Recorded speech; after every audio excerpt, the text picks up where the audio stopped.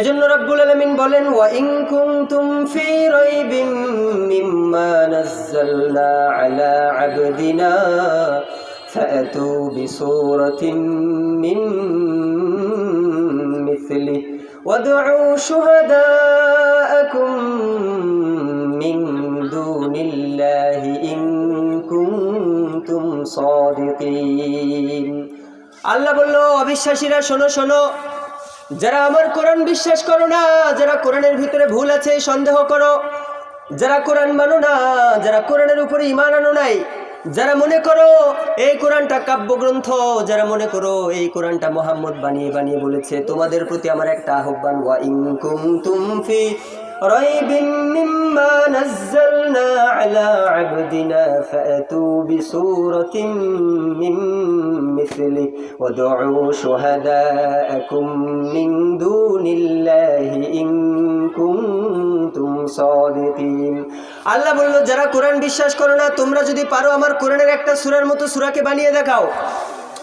যারা আমার কোরআনকে অস্বীকার করো, যারা মনে করো এই কোরআনের ভিতরে সন্দেহ আছে, তারা যদি পারো আমার কোরআনের সূরাগুলোর ভিতরে একটা সূরা তোমরা দেখাও, একটা সূরা তোমরা বানিয়ে দেখাও। তোমরা যদি সূরা বানাতে পারো তাহলে তো পারলা, আর তোমরা যদি না পারো তাহলে তোমাদের মতো যতগুলো গাদ্দার আছে, যতগুলো নাফরমান আছে, যতগুলো নালায়েক আছে, যতগুলো বেঈমান আছে, যারা কিয়ামত বিশ্বাস করে না, যারা আল্লাহকে বিশ্বাস করে না, যারা জান্নাত জাহান্নাম বিশ্বাস করে না, আরো অনেক পৃথিবীর ভিতরে অনেক হাজার হাজার মানুষ আছে যারা কোরআন বিশ্বাস করে না, তাদেরকেও তোমরা তোমাদের সঙ্গী হিসেবে নিয়ে নাও, তাদেরকেও তোমরা তোমাদের বন্ধু হিসেবে নিয়ে নাও।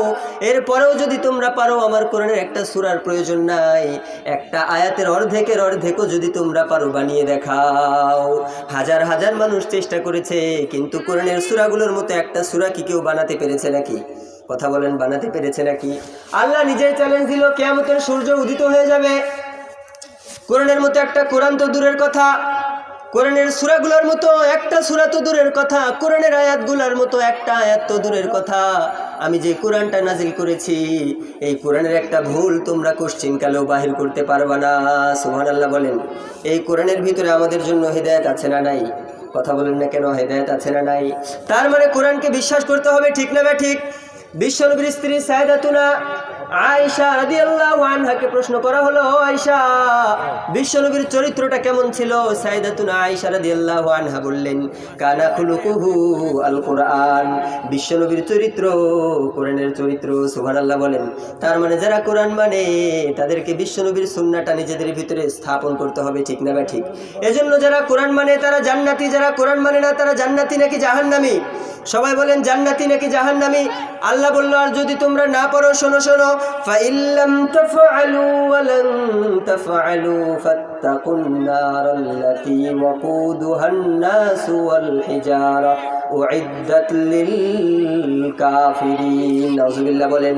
আল্লাহ বলল, এই কোরআনের সূরার মতো যদি সূরা তোমরা বানাতে না পারো, কোরআনের আয়াতগুলোর মতো যদি তোমরা আয়াত বানাতে না পারো, কোরআনের একটা হরফের মতো যদি তোমরা হরফ বানাতে না পারো, তাহলে তোমরা ঈমান আনবা একজনের উপরে, তিনি কে?